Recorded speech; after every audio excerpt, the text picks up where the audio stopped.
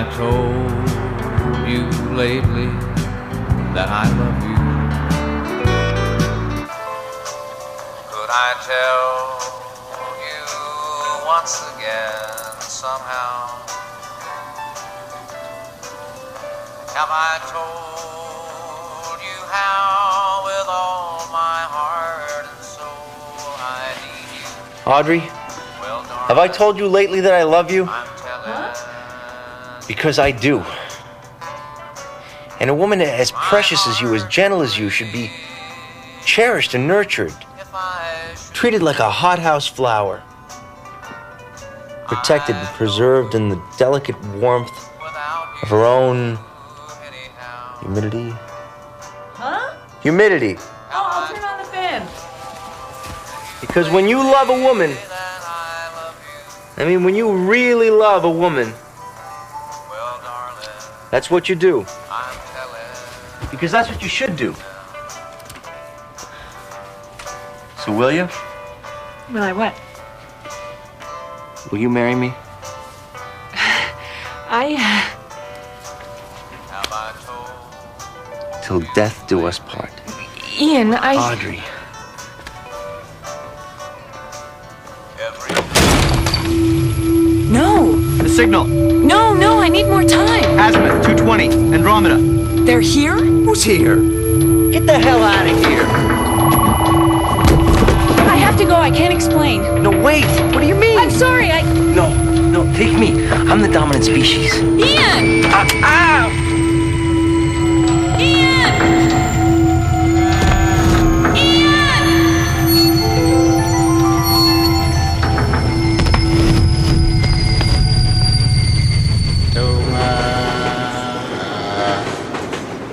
So I have your word, Yes. and you promised. I said I promised. Very good. Let's say you had helped someone, and then you swore you would never help that person again. This is a hypothetical question, right? All right, Ray, sure. Okay. Okay, well, let's say this hypothetical person had not been entirely honest with you. Well, as a matter of fact, he was a pathological liar, but he had helped you, and in so doing, he had not helped you, so to speak. You want to tell me which one of your friends we're talking about here? Well, now, I thought we agreed this was a hypothetical situation. Ah, that bad, huh? Unfortunately. Now, do you think you could find it in your heart to help him again? Well, what specifically did this friend of yours do? Ours. Ours. Yes. Okay, what specifically did this hypothetical friend of ours do that was so bad that I would never help him again? Well, let's just say that he ruined your vacation. And he caused you to be attacked by Canadian mobsters, which in turn forced you to shoot and explode your car until it was a seething fireball. Hypothetically. No. No. No. No. There's no room. No. Amazing friend you've got, Fraser. I mean, how many guys would run a marathon around the world to raise money for an orphanage in China? 250,000 miles, his feet bleeding, heart fit to burst just to buy some poor little Chinese kids a big screen TV. And a Dumbo video. You gotta love a guy who loves Dumbo. Ian McDonald. Don't tell me this man is here, because if he is, I'm going to take my gun out and I'm going to shoot myself. Hi, guys. Am I glad to see you? On second thought, I'm going to shoot him. Ray, please. You promised. That was hypothetically. He needs help. No, Ray, it will take 10 seconds, and a person's life may depend upon it. Look, Ray, just because someone feels compelled to lie, it doesn't mean that there isn't a grain of truth in there somewhere, and I'm fairly certain that he did intend to go to China. 2 seconds. All right, thank you. Ian, tell him. My fiancée has been abducted by aliens.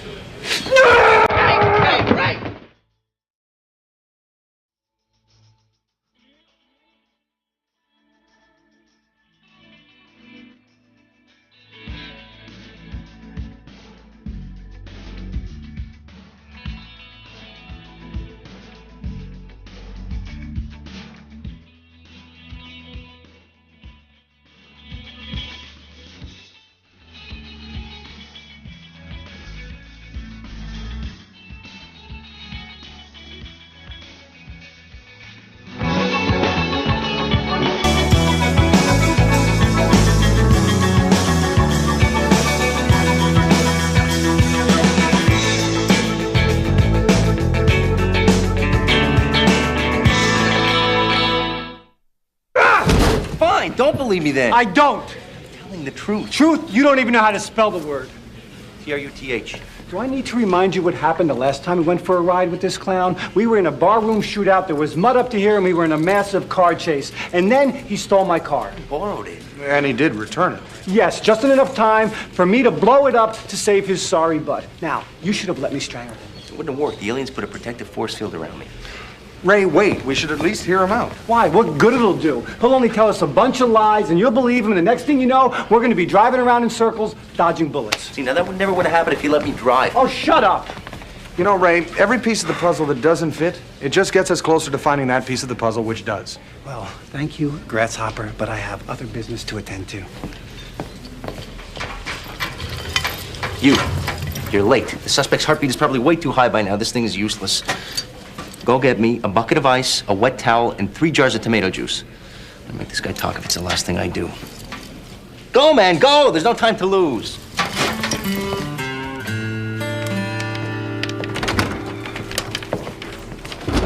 Where's my suspect? He confessed. I sent his file to the state's attorney and put him in holding. You impersonated a cop. You certainly weren't doing a very good job. Oh, all right, that's it. Frazier, this guy's got some serious problems. He's probably skipped bail and is here illegally. I'm gonna arrest him. Ray, come on.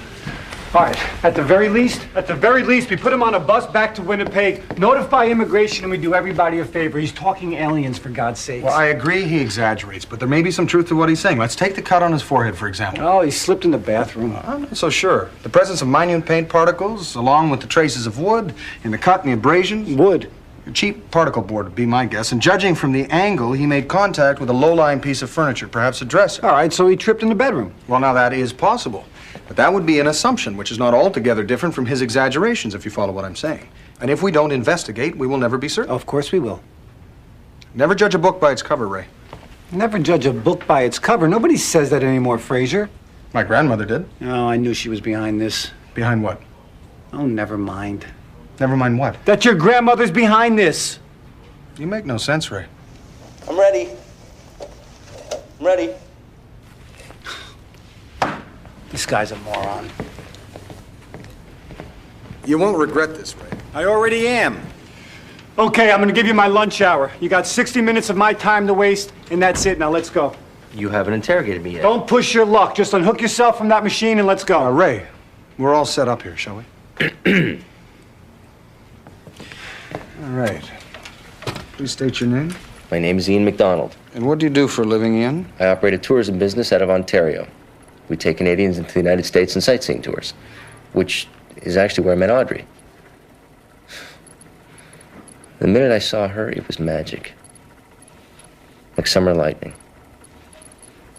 I knew the minute that I saw her that this was the woman that I would spend the rest of my life. Yes, I'm sure she was.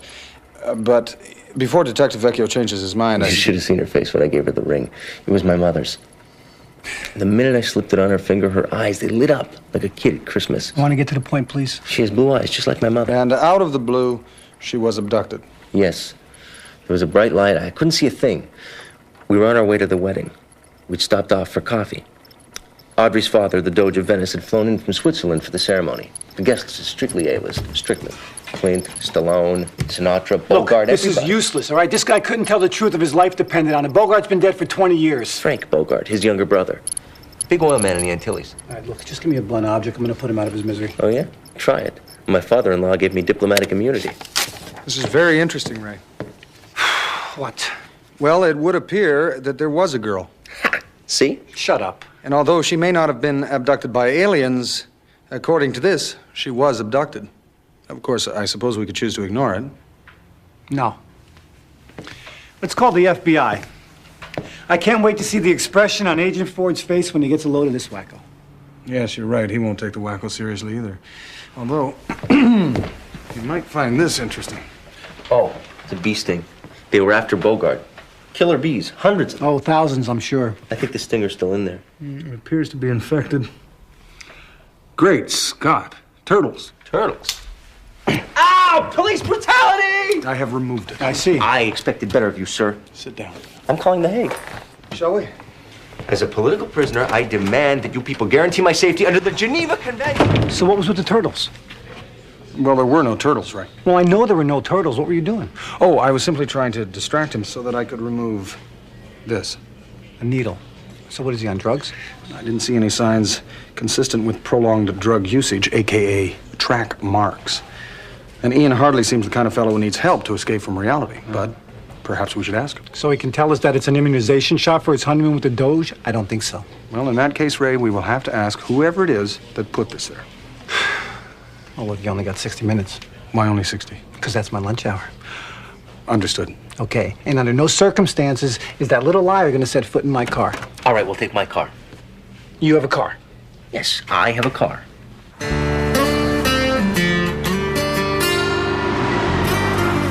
Well, what do you think? It's on loan from NASA. They were having financial difficulty with their space shuttle program, and they were having a fire sale. Well, it's very roomy.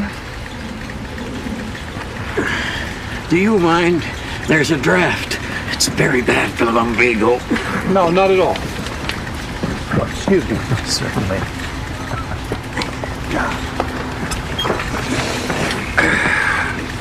These your A-list clients? Hey, just because a person is old doesn't mean they can't have an open mind and a desire to explore the unknown. Besides, compound interest, a person's net worth by age 65 is a remarkable thing. Ray Power! Do well to remember that. Who needs Myrtle Beach when you have the opportunity of a lifetime? We took one look at this brochure and said to ourselves, if we walk to the market instead of taking a taxi, eat a little less on Friday, buy wholesale, we can have this. Why sit home watching Donahue and hear about someone else's sightings when you have a chance to get off the couch and see it for yourself?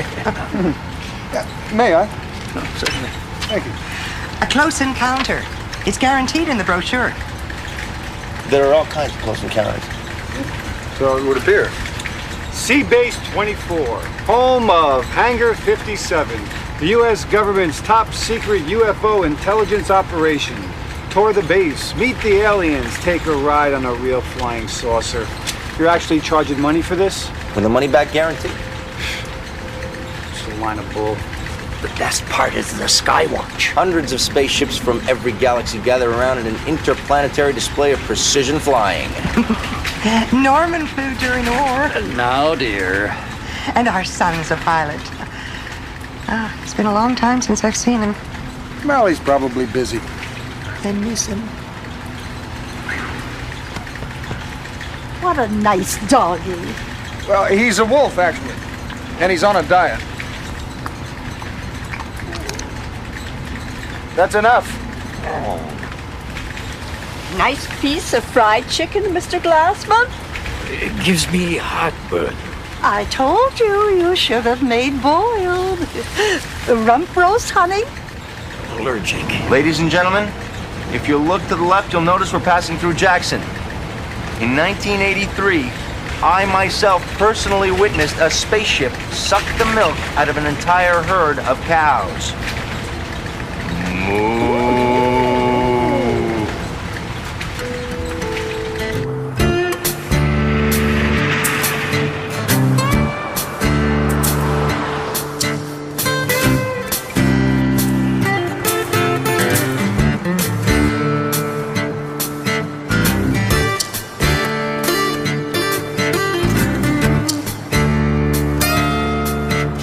Okay, gang.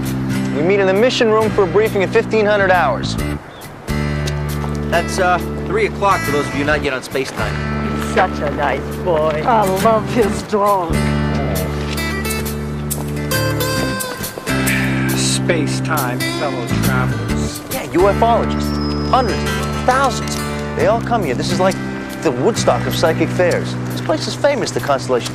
This is where Mick stays when the Stones are traveling, and where Muhammad Ali and George Foreman had their secret meeting before the fight. But you didn't hear that from me, okay? And this, of course, is where I met Audrey. This is where you and Audrey had coffee. Hey, my fiancée you're talking about, pal. Oh, forgive me. God, it was terrible. When the aliens ripped her out of my arms, I fought like a wild man, but what are you going to say to a spaceman when he's got a laser nerve disruptor pointed at your head? Beam me up? Hey, listen, pal. I've had about enough of you, all right? Why don't you just keep your sarcasm to yourself and your mind and your job? I'm talking about the woman I love here.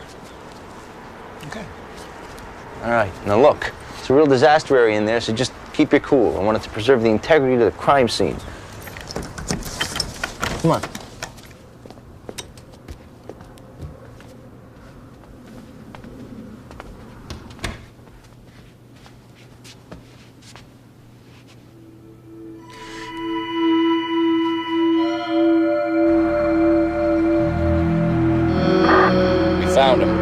not alone. Continue surveillance. Don't let them out of your sight. Right here. I'm telling you, there was blood everywhere. The walls, the ceilings, rivers of it. Well, you know, Ian, ordinarily I am inclined to believe you, but even if this room had been scoured clean, there should be a crack in the finish, and the particle board would have soaked up traces of blood. This dresser has obviously been replaced. Excuse me. That could be evidence. Oh. Hopeless. Yeah, give me a taxi. Chicago? Chicago. I know it's 60 miles. I know it's a long trip. Yes, I have money. Tomorrow. Kicked in? Right off its hinges. They must have used their anti-gravity boots. Yeah, and they took the yellow pages, too. The dresser has been replaced. The door jam's been repaired and painted. I'm not listening, because every time I listen, he says something stupid and you back him up. Damn aliens took my stuff. Blood punk stereo closet full of Versace. Yeah, you would think that these higher life forms would have a more developed sense of ethics. Maybe they were bad aliens. Excuse me, sir. Excuse me, could you perhaps tell me if you saw anyone going into room 6 within the last... 15 and a half hours. 15 and a half hours? Yep. Could you possibly describe them to me? Yep. Do you think you could describe them to me now? Wait a minute. Wait a minute. Let me guess. CIA, right? No. Royal Canadian Mounted Police. Constable Benton Fraser. Bob. Where's your horse? Well, I don't have one. I have a wolf, if that will help you any. You ride him? No, he's deaf. Two guys. Pulled up in a Ford Explorer around 6 a.m., I guess. I was waiting for the primer to dry and went to get a cup of coffee. Couldn't have been gone, 20 minutes. Came back. Those fellows were gone, nothing missing. Why make a fuss? Finally, a reasonable explanation. Are you the owner? No. Are you the caretaker? No. What do you do? I build ships. When that baby's finished, she'll be an exact replica. An exact replica of... The one in my basement. Oh, thank you kindly. I am so glad we asked. What are you guys doing? That is a material witness. Put him in protective custody.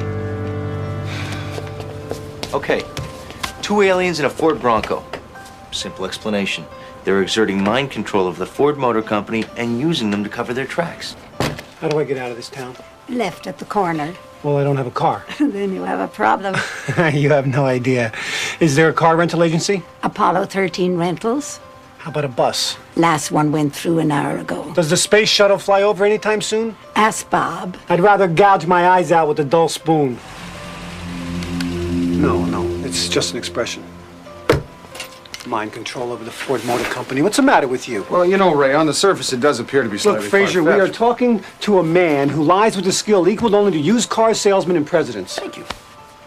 Ray, if you ignore the facts, you ignore the truth. Now, the fact is we have a witness who can corroborate that there was strange activity in Ian's room this morning. Yeah, and I bet you if we ask him who killed Kennedy and where Jimmy Hop is, he'd probably tell us little green men in his basement did it. No, that was the mob. All right, now look, if you can get one truth to come out of his mouth, I'll stay, but that's the best I can do. Fair enough. All right. And what about food? Can you manage that? Try the bar. Thank you kindly. Okay, you guys got however long it takes for me to chomp down a burger. You guys are gonna love this place. It's 4-star. They have the best pickled pork in the tri-state area. Friend of yours? Security. Actually, Ian, I believe that the tri-state area consists of New Jersey, New York, and Connecticut. Oh, but they come from there Ian? and from everywhere else to eat here. Yeah. Your group is waiting. Oh, okay. Can you load them on the bus and just give them some of those maps to the aliens' homes? Thanks a lot. Isn't she great? Mm-hmm.